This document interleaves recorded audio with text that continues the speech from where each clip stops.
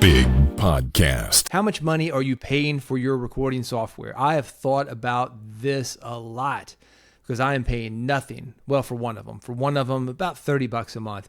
But imagine if that was your only option. I've been doing this for 20 something years, $360 a year, it starts to add up about $6,000 or $7,000. So that's a lot of money saved. If you can switch to free, you might be able to do that right now because Audacity 4 is out. We are talking about it. This is Big Podcast Playbook. This is a podcast to help you build your audience, grow your podcast, make a podcast that counts, make more money with your podcast. And yes, Audacity 4, it is out, sort of. The beta 2 version is out. I am recording on it right now. If I sound a little bit different, it is not just Audacity that is making me do that. It is because I'm going straight into an SM57 mic by Shure. About $100, $109 right now. That and the SM58, a good standard entry-level mic, into a Vocaster 1. I do have a cloud lifter on it, so that's optional, $100-something for that. But a $59, $69 interface, that's the Vocaster 1. Into Audacity 4 after that. So a bare bones podcasting setup. I wanted to play around and see what this was like. If you're curious, there are some major differences between Audacity 4 and Audacity, the previous version, 3.7.8. Interface looks different. This one looks more like Pro Tools than actual Audacity. You can switch over to the old kind of boring colors, but this is very colorful. I'm recording on an orange track now. If I were to go to a second, third, fourth track, it's going to be green, red, blue, yellow. I mean, it's a very colorful interface. It's not bad. The standard Audacity effects that you've been using, they are still there. One of the great things about the last couple of versions of Audacity is that you can use VST effects. If you don't know what those are, basically plugins that are going to work with Adobe Audition. They're going to work with Pro Tools. They're also going to work with Audacity. So that's nice. Some of the changes you're going to see here, they've got envelope editing, which if you don't know what this stuff is that I'm going to go through, disregard it. Not necessarily important for a one-man, two-man podcast. You can label tracks, which is nice if you want to mark sections, chapter points, kind of keep an idea of what it is that you're editing so you know where things are. For example, let's say you had a guest who said something great at the beginning of your podcast episode. You actually dived into the topic a little bit deeper later in your podcast episode. Move this to the back. Here's what the topic is. It's going to help your editing out a little bit. Spectral editing, not really needed, in my opinion, for just a standard spoken word podcast, but it can be nice. For example, you might be able to hear the background noise behind me now. I'm doing this in my office. It is not a soundproof room. And if a fire engine were to come by, which sometimes happens, I'm near a fire hall, I could edit that out with very little effect on my voice. Spectral editing is just a fancy way to do editing. If you don't know about it, don't worry about it, but it's an option to you. It has cloud projects, which is nice. So if you're recording something, you've got an editor somewhere else that's doing the editing, pop this thing up into the cloud. You can work on one part of it. Your editor's working on one part of it at the same time. It's going to be like a Google Docs kind of thing. It is backwards compatible, so your Audacity 3 projects, they will open up in Audacity 4.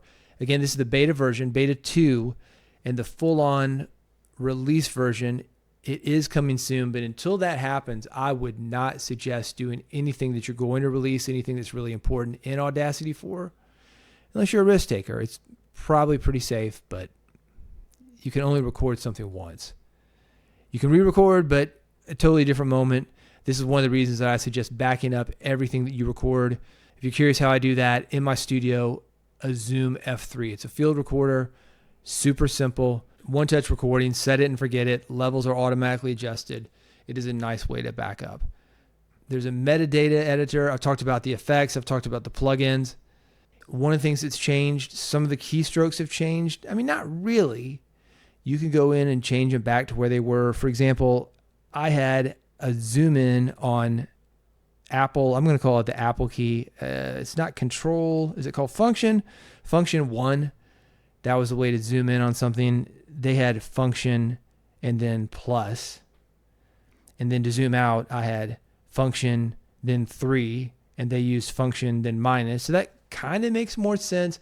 But I've got some old school keystrokes that I've been using for years and years and years. I've been using Audacity, as I mentioned, for 20 something years. I'm not changing now. I do that one in particular with my left hand. I need my right hand for the trackball.